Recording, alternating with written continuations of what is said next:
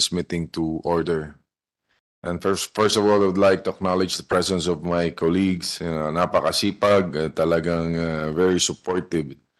Sa lahat yata ng public hearing dito, palagi nandun siya present. Senator Robin Hood Padilla, and I salute you for doing that. Nag-iisa ka lang na ganyan. Nag-iisa, no? Talagang gano'n,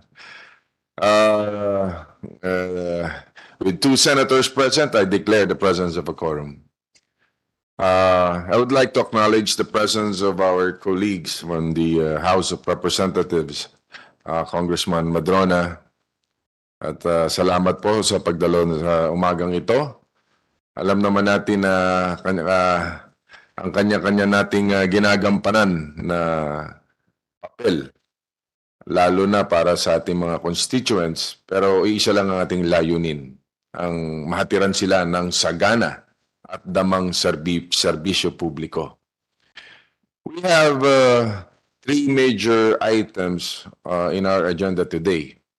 First is the consideration of bills on road conversion. Noon pa man po, alam nyo naman na supporter ako lagi ng mga road conversion bills. Nung naging chairperson ako noon ng Committee on Public Works, 2004 to 2013? Yeah. Marami tayong naipasang mga panukala na katulad nito. And we believe that in converting these roads, we are assisting our local governments in their road progress. Road to progress. Roads play a very vital role in economic development. Diyan itinatawid ang mga pangangailangan ng mga mamayan. And these roads represent the windows and doors through which our people are given access to vital goods and services. Second major item in our agenda is the creation of district engineering offices, DEOs. In addition, there is also a bill on just renumbering the already existing DEOs. The importance of creating DEOs lies in the provision of the services of these offices to the local government units. Nilalapit lamang natin ang mga serbisyo ng ating sa ating mga kababayan. Sa pagdami din ng mga DEOs, naniniwala tayong higit na magiging epektibo ang serbisyo. DEOs help bridge the gap, thus capacitating our LGUs and promoting their genuine local autonomy when it comes to infrastructure, when we all know is the backbone of the economy. The third and last major item in our agenda are bills on renaming of roads and bridges. Ang ating pong ginagawang pagbibigay ng bagong pangalan sa mga kalsada at tulay na ito ay isang mumunting pagtanaw natin ng utang na loob sa mga nag-aambag sa ating kasaysayan. And when we rename roads, we do not change nor erase history. We simply honor revered personalities whose invaluable contributions to society have shaped our nation. Lumingon po tayo sa kanilang mga sinimulan at iniukit sa mga pahina ng kasaysayan ang kanilang mga iniwang alaala. We are seeking to immortalize their legacy so that we will never forget them, especially the fruits of their hard work that we now get to enjoy. With all this, I hope that we will have a very fruitful discussion this morning. Senator Robin, you have any opening statements? Mahal na tagapangulo, gusto ko lamang pong ibalik ang napakaganda pong inyong panimula para sa akin sapagkat kayo lamang po ang aming idolo dito. Yun lamang po at napakaganda po ng inyong sinabi, mahal na tagapangulo, na talaga pong dapat nating alalahanin kung ano man po yung mga naitanim na magaganda at na halimbawa ng mga nauna sa atin. Yun lamang po. Maraming salamat po, mahal na idolo. Thank you very much, Senator Robin. And Congressman Chatto, kamusta po? Parehong mga batikan ng mga kaibigan from Congress. Anyway, may I ask the Committee Secretary Gina De Lomes to acknowledge the resource persons present today? Gina?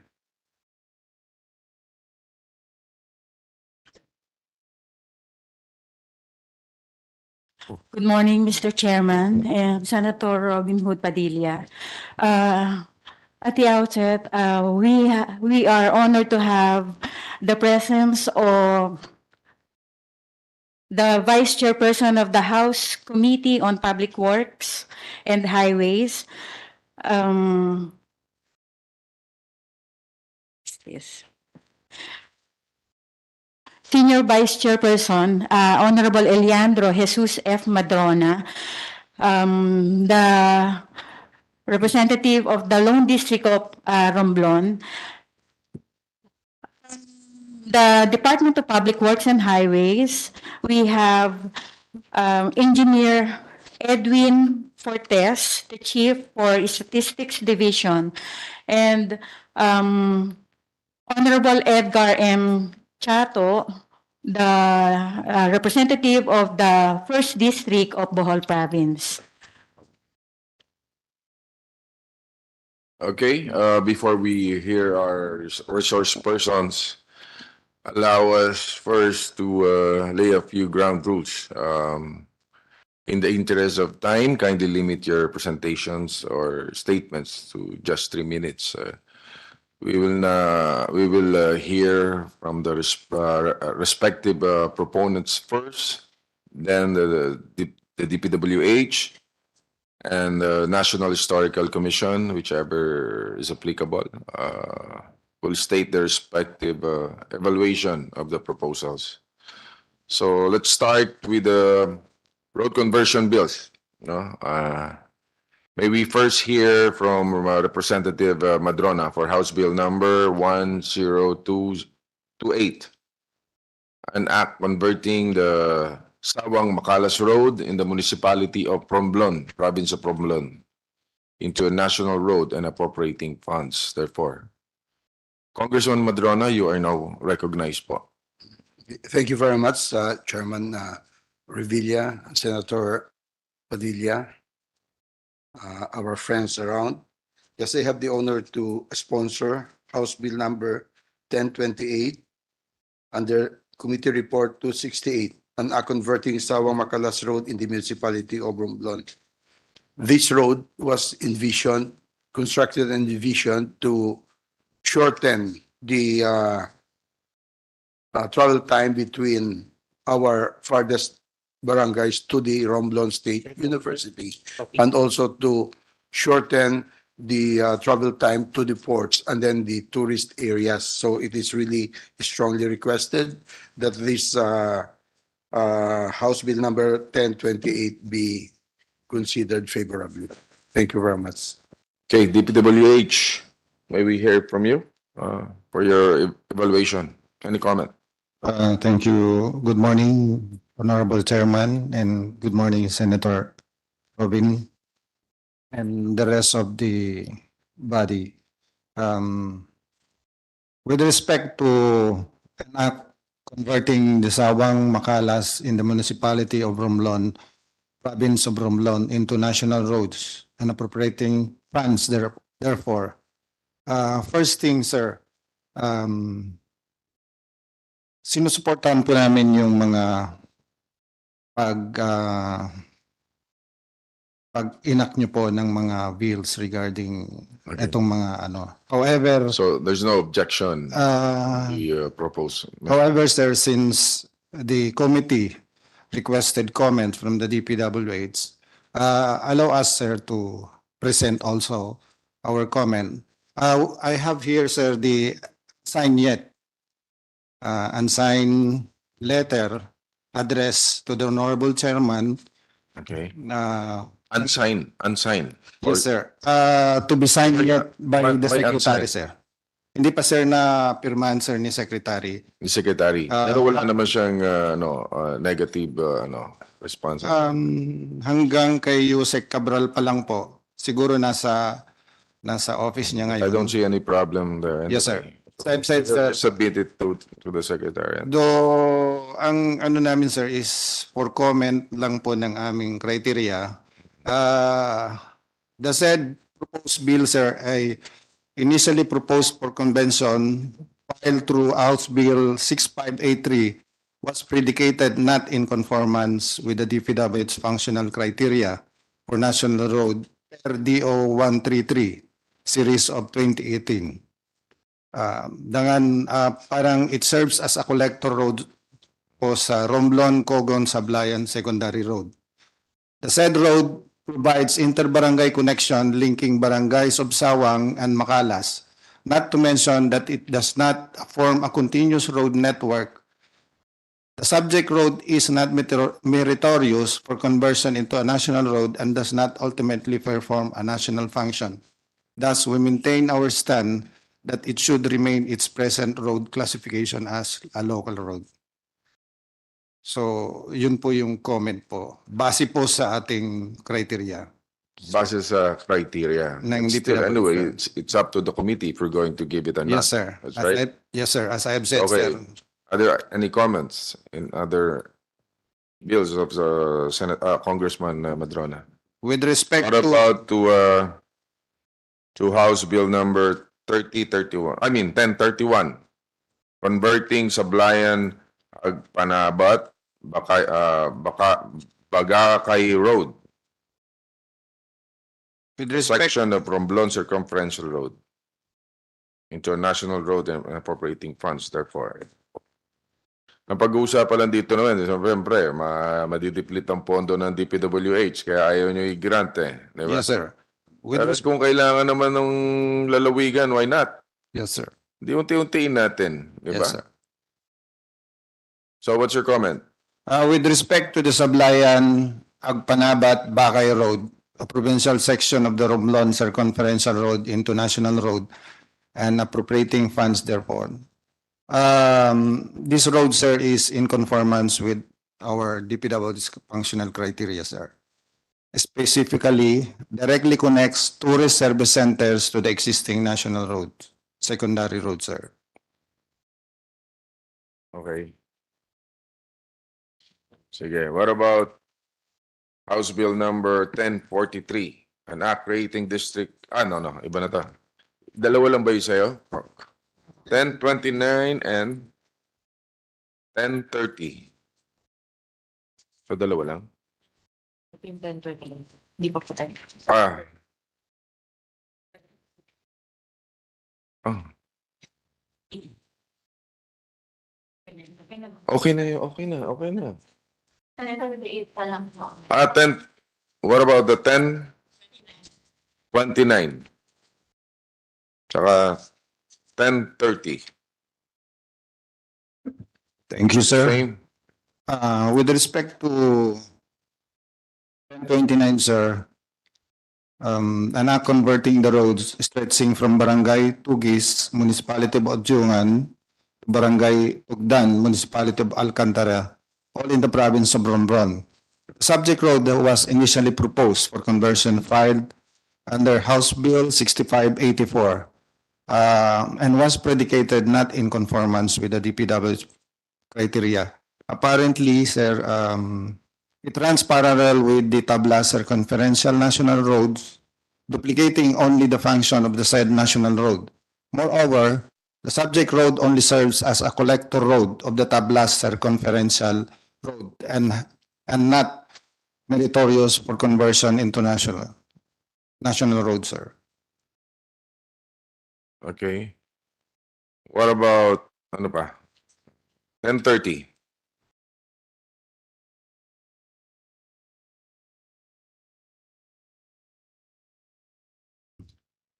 House Bill 1030 and converting the road stretching to Sitio Buliganay, Barangay Paniki, Municipality of Cojuangco to Sitio Cabaliwan,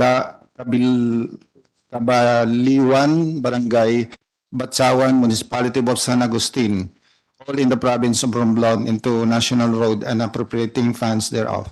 The subject road was initially proposed also for conversion file to House Bill 6581 and was also predicated not in conformance with the DPWH functional classification criteria. The subject road only duplicates the function on the Alpagoha Marigondon Binuog Road.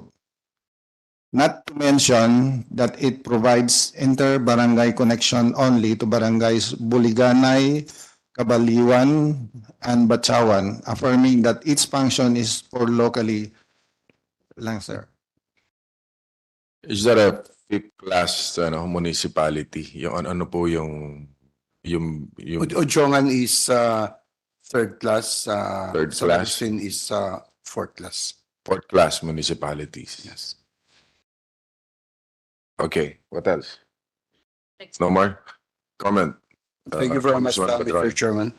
With due deference to the comments of the DPWH, I would remember that even in the last Congress, in this august body, the Committee on Public Works already made a decision, especially as regards all of this DEO, because if we just follow the DEOs, and at that time, we already requested them to review it, no? Even in the creation of the engineering districts, because a lot of requests from the district representatives apparently do not jive with their DEOs. I don't know for whatever reason, but to be frank about it, with all due respect to their findings, the Committee on Public Works went to my province last month, and then how do you call that? They visited all of this, and then their recommendations of the site inspection report of the Public Works is here, if I may submit this to the committee. And apparently, the findings of the site inspection report of our Public Works is that they are very, very much, how do you call that? They are very, very needed to be converted, because like, for example, what they're saying, like the Bakawan to Macalas only serves two. You know, before that was created or constructed, it took an hour and a half to 2 hours to go from the east to the west using the current roads. Right now, it only takes us 30 minutes, shortening all the travel times. And of course, not considering too the development that had been introduced by these roads to the upper sections of our province, no? Para nilapit natin yung mga kalsada sa where it has to be. And probably, if the DPWH would just look into it more seriously, they will see that even at night, a lot of vehicles are already passing there, meaning to say it's really very useful. Okay. And all of these roads that this representation proposed are really proposals based on the needs and needs of our people. Okay. So it is, again, with all due respect to the comments, because it was this was incidentally, Mr. Chair, passed last Congress when I was chairman of also of the Public Works. Right. And then it has been the policy of the Public Works Committee, while requesting for the comments of the DPWH, that is still the decision of the district representative has to be given due course. That's because right. even in their comments, they say that they will respect whatever is the decision of the honorable congressman. Mr. Chair. Nothing to worry, Congressman. Meron kang Thank you. dalawang kakamping bagyo na nandito. Thank you very much. Nandito si Senator Robin Hood. And will take care of your district. Okay, let's proceed to our next item.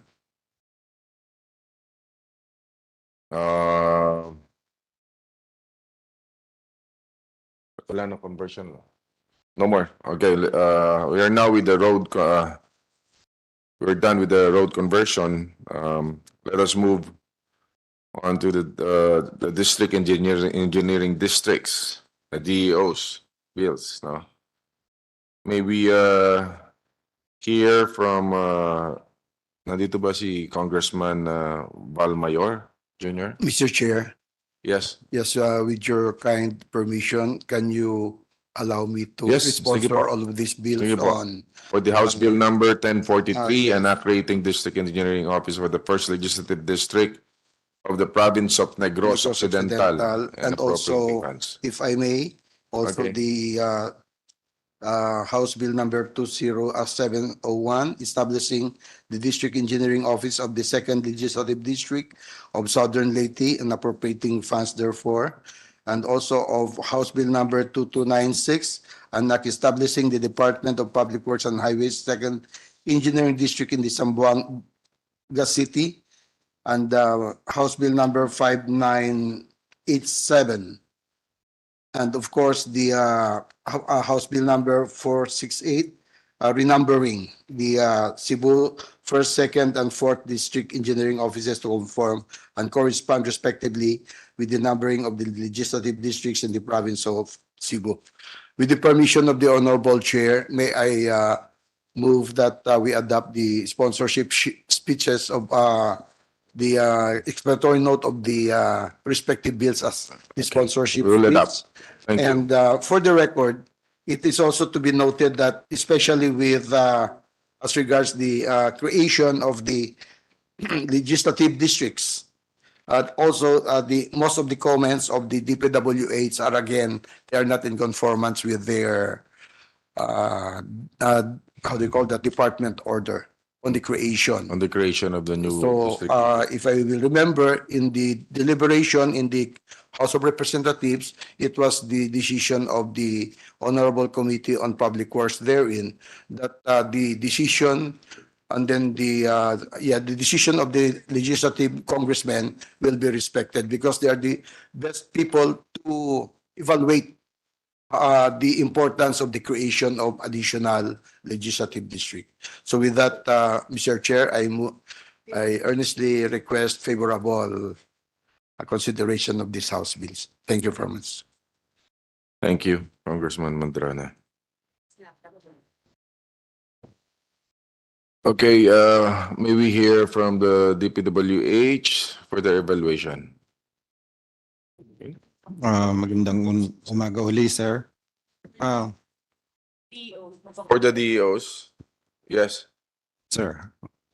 For the DEOs, gusto ko lang po sanang linawin yung sinabi po ni Congressman Madrona po na sabi niya ay negative po yung with regards to DEOs. Actually po, almost all positive po itong House Bill 1043, 7234. May I know the justification bakit nyo ino-oppose yun? Hindi naman po namin sinopose po, sir. Actually po, ito pong DEO creation po ay sang-ayon po ang DPWH. Kasi Sa ngayon, okay. pumasa po sa mga requirements. Apo, yung Negros, apo, and then yung mga doon sa renumbering po ng sa Cebu po para maisaayos po yung 7234 para maisaayos yung mga numbering. And then sang-ayon din po ang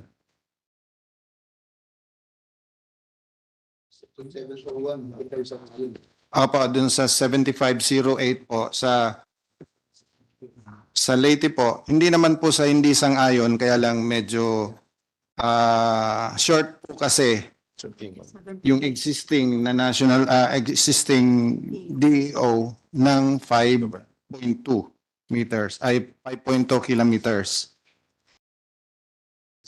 Now on the 75, 77 para po yung magkaroon ng DEO sa Zamboanga City po ay sang-ayon po ang DPWH. Okay. Yeah, we'll take note of that. And now we recognize the presence of Tingog Party List Representative Kong Jude Acidre. And for the senior historic, Christine Polunuan. for the history research. So, ano na tayo? Mm-mm. Okay. 7, ano ba yung sa kay Tingog dito? Anong ano sila? 7508 po. 7. Ayun, this one. 75.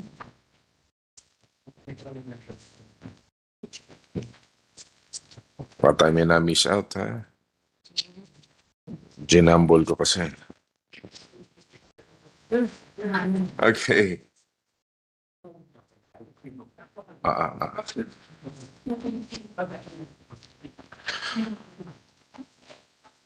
Okay, for our last road conversion bill, authored by Speaker of the House, Representative Martin Romualdez, and Representative Bieda, House Bill Number 7508, an act creating a district engineering office in the 2nd Legislative District of the Province of Southern Leyte and appropriating funds therefore. Siguro pakinggan natin si Congressman Acidre from Party List, Tingog Party List. Congressman, you are now recognized. Might want to say something about it. Chair. Thank you, Mr. Chair. It's my honor to sponsor on behalf of the Senate, before the Senate, House Bill 7508, an act creating the District Engineering Office in the 2nd Legislative District of Southern Leyte, and appropriating funds therefore. This bill is basically in implementation of the creation of the new legislative district. And the authors believe that by creating a separate engineering district in the newly created 2nd legislative district, we will be able to effectively implement. So as well as it is a newly created Yes, district. it's a new district. Kailangan And, talaga na. Yeah. Okay. and we hope that the Senate would concur with the passage of this bill. Okay, thank you, Congressman Sidre. Any comment? Congressman Yap, I would like to recognize our district representative, Southern Leyte, Congressman Coco Yap. Congressman, you want to say something? Hi, good morning, everyone, to all colleagues and resource persons here. I adhere with the proposal, the sponsoring of the bill of Honorable Jude Acidre. Thank you, Mr. Chair. Okay. So you're also in support of the measure.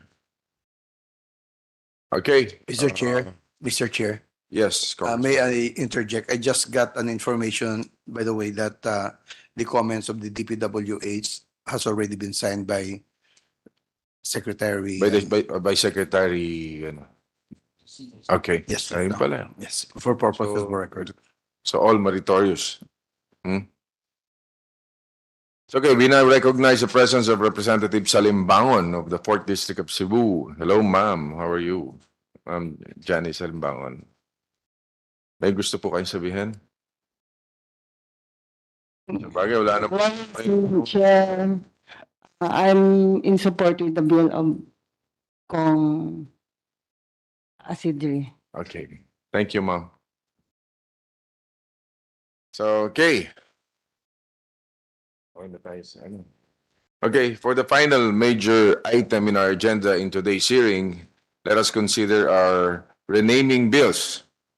First, let us hear from Representative Edgar Chatto for House Bill Number 606, an act renaming the Bohol Island Circumferential Road, which commences in Barangay Poblacion 3 towards the north of the city of Tagbilaran and returns to Barangay Poblacion 3 from the eastern side of the city of Tagbilaran in the province of Cebu. Of Bohol. I'm sorry. As the President Carlos P. Garcia Circumferential Road. Naisip ko kasi si Congresswoman Salimbangon Cebu. Okay, Congressman Chatto, you are recognized. Alam ko, ako pa yung nag-approve nito ng circumferential niyo dyan eh. Yeah, right, Mr. Chair. Kaya na-convert din natin yan. Kaya ang laking bagay, di ba? Yes. Thank you very much, Okay, Mr. go ahead. Chair, Senator Bong Revilla, and of course, Senator Robin Padilla. Thank you for having us here to present sponsor rather House Bill 606, which is the renaming of the Bohol Island Circumferential Road into President Carlos P. Garcia Circumferential Road. President Garcia was the 8th President of the Republic, and to date, he's the only Boholano also has become president, with a lot of inspiration and also given to the younger generation of the province. And to honor him as a president, former president of the Republic, we are filing this bill. But let me also inform the Senate that this is a refiled bill from the 15th Congress, 17th Congress, 18th Congress, and to the present Congress. And we hope that this will find its way for final approval. Thank you, Mr. Chair. Thank you, Congressman Chatto. Okay, may we hear from the NHCP for their evaluation? Ms. Christine Pulnuan. Yes, Senator. The NHCP expressed support to this bill po. Support to this Yes, measure. All right. So, problema pala eh. So, thank you, NHCP. Let us move on to our next bill. House Bill number 6688, taking into consideration Senate Bill number 1111 and 1151, an act renaming the Urdaneta City Bypass Road, traversing barangays Nancayasan, Santo Domingo, Santa Lucia, Camantiles, and Anonas in the city of Urdaneta, province of Pangasinan, to Ambassador Eduardo Danding M. Cojuangco Jr. Avenue. Let us hear from Congressman Madrona again for this proposal. Yes, sir. Thank you very much, Mr. Chair. Yes, I have the honor to sponsor in behalf of Congressman Ramon Greco Jr. Senate Bill number 6688, an act renaming the Urdaneta City Bypass Road, traversing barangays Nancayasan, Santo Domingo, Santa Lucia, Camantiles, and Anonas in the city of Urdaneta, province of Pangasinan, as Ambassador Eduardo Danding M. Cojuangco Jr. Avenue.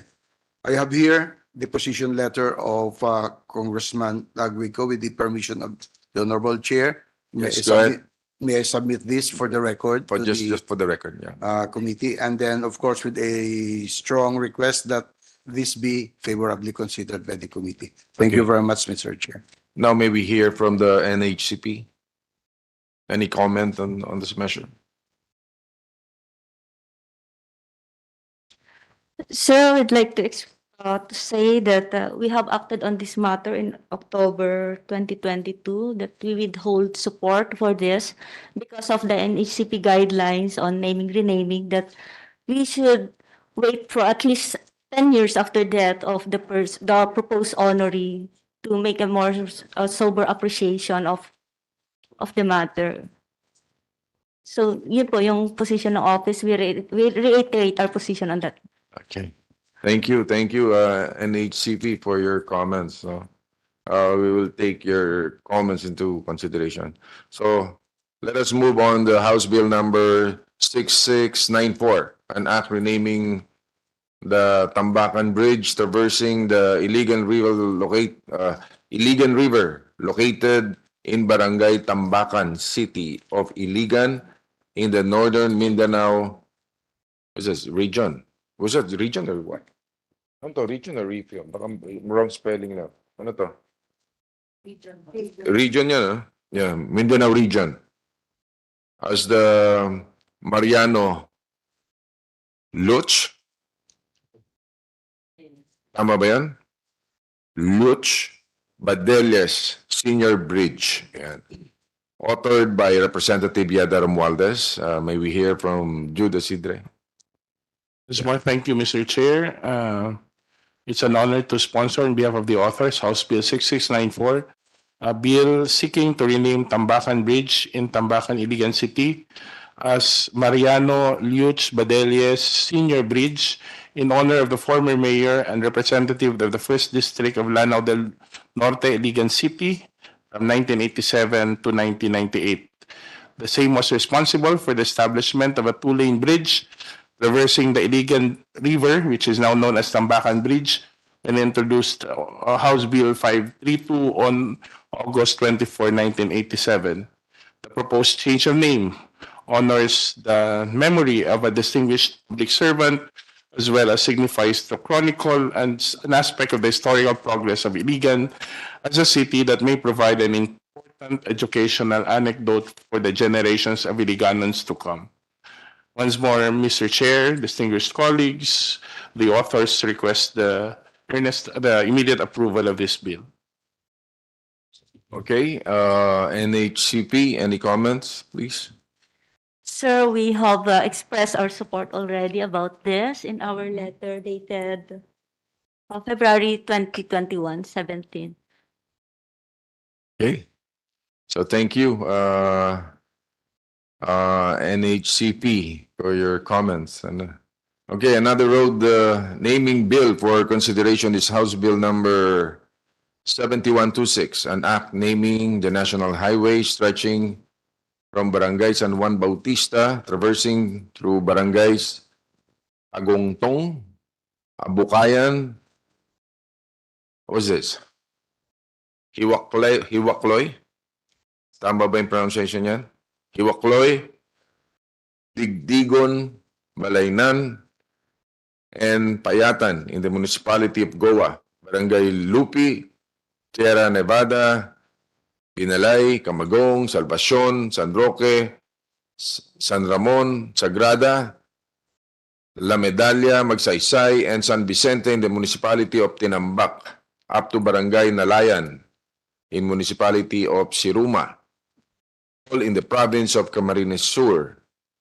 As Speaker, Arnulfo Noli Fuentebella Highway. So, okay, nandito po ba si Congressman Gabriel Bordado Jr.? Is he Mr. present? Chair, Oh, okay. Congressman Madrona, in recognized. behalf of Congressman Gabriel Bordado Jr., I have the honor to sponsor House Bill number 7126, an act naming the national highway stretching from Barangay San Juan Bautista, traversing through barangays Tagungtong, Abukayan, Hiwakloy, Digdigon, Balaynan, and Payatan in the municipality of Goa, barangays Lupi, Sierra Nevada, Binalay, Camagong, Salvacion, San Roque, San Ramon, Sagrada, La Medalla, Magsaysay, and San Vicente in the municipality of Tinambak, up to Barangay Nalayahan in the municipality of Siruma, all in the province of Camarines Sur. As Speaker, Arnulfo Noli Fuentebella Highway. If I may move that the sponsorship speech, the explanatory note of this House Bill be adopted as the sponsorship speech, and this representation is earnestly requesting the favorable consideration of this committee. Thank you very much, Mr. Chair. Thank you. Thank you, Congressman Madrona. NHCP, your comments again? I'd like to express the NHCP position on this. We have expressed our position in way back in, let's just see, October 2022, October 11, 2022, in a letter to Representative Romualdez Momo, that we withhold our support on this. It's this because of the 10-year provision of our NHCP guidelines. Because Speaker Fuentebella just died sometime in 2016, I think, or 2020. So wala pa pong 10 years. So wala Mr. pang 10 years. Yes po. Okay. Sige, we'll take note of that. Thank you, NHCP. Okay, For our last bill, House Bill number 7413, taking into consideration Senate Bills number 1888, 2069, 2163, and 2183, an act renaming the Agham Road and the BIR Road stretching from North Avenue, traversing through Quezon Avenue up to East Avenue, all located in Quezon City, as Senator Miriam P. Defensor-Santiago Avenue. I believe Representative Tony Pet cannot make it. Meron po ba kayong ano? Okay, Congressman Madrona? Yeah, Yes, with the permission of the Honorable Chair, may I sponsor in behalf of the authors, Tony Pet Albano, Juan Atayde, and Marvin Rillo, Congressman Marvin Rillo, House Bill number 7413, an act renaming Agham Road and BIR Road located in Quezon City as Senator Miriam P. Defensor-Santiago Avenue. May I move that the explanatory notes of these respective House bills be considered as their sponsorship speech, and this representation is earnestly requesting for the favorable approval of this House bill. Thank you very much, Mr. Thank you very much, Congressman Madrona. Let me also state for the record my support for the passage of this measure, since I also have a bill filed on the matter. Senator Miriam Defensor-Santiago was an epitome of a true public servant. She was well known for her advocacy against corruption. She was a recipient of numerous recognitions, both local and international. Among these awards in the Philippines' highest national honor, the Quezon Service Cross. Not to mention, she was the first Filipina and first Asian to be a judge in the International Criminal Court. Our bill is to acknowledge the contribution of the late senator in nation building. We wish to immortalize her legacy. I hope that the NHCP considers this proposal with merit. Buong Senado at buong Kongreso ang kakampi nito. Thank you very much. NHCP. Yes, Mr. Senator. We have considered that, but there's one thing aside from the 10-year provision period of our guidelines. There's also this Heritage Act of 2009 that considers this historical significance of Agham Road. It's been the name of the street for a very long time, more than 50 years. So if there was a letter issued by NHCP before that maybe you can consider another road that's not been named for that long. Parang ganun po na pwedeng palitan If you can change for the road. considerations po. But Agham Road is We'll see. historically And we'll significant tackle na this po in the kasi. floor, And no?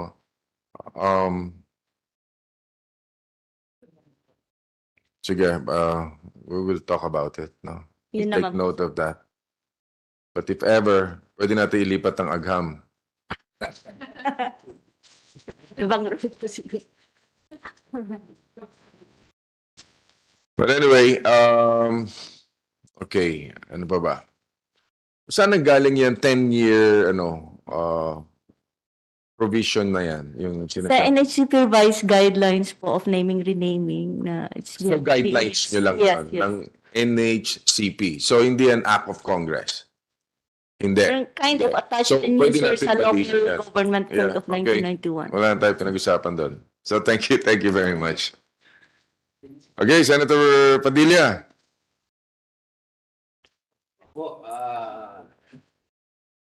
Napasarap yung dating kung nakamot. Napaka-ula po, mahal na tagapangulo.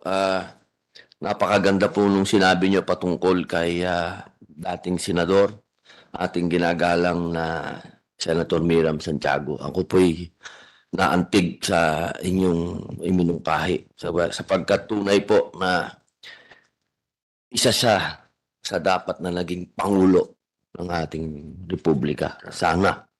Ginoong tagapangulo, akin pong sinusundan ng lahat po ng inyong iminungkahi. At sabi niyo po kanina, bilisan lang natin ito. Talagay ko po, sinusundan ko po lahat ang pagsang-ayon ng komite sa mga sumusunod na House Bill numbers 606, 6688, 6694, 7126, 7413, 1028, 1029, 1030, 1031, 1043, 7234, 7508, 7577 bilang konsiderasyon sa mga sumusunod na Senate Bills 111, 1151, 1888, 1943, 1952, 2069, 2161, 163. Yun lamang po, mga tagapangulo. Okay, there is a motion to approve the aforementioned bills, the omnibus approval. Is there any objection? Hearing none, the motion is hereby approved. So the committee secretary is hereby instructed to prepare the report for submission to the plenary. So wala na po tayong itatakel, so po pwede na po tayong umuwi. Or Mr. Chair, thank you. Yes, Congressman Madrona. yeah, in behalf of the House of Representatives, our respective legislative congressmen here present and the authors who were not around may express our thanks and appreciation for the very, very fast and effective approval of our House bills. Maraming salamat po. Thank you very much, Congressman Madrona, Congressman Chatto, Congressman Acidre, Congressman Yap, Congresswoman Salimbangon, and of course, the NHCP. Thank you very much po. Sa DPWH, sa inyo lahat, maraming salamat. Our hearing is now adjourned. Thank you. Our meeting is adjourned.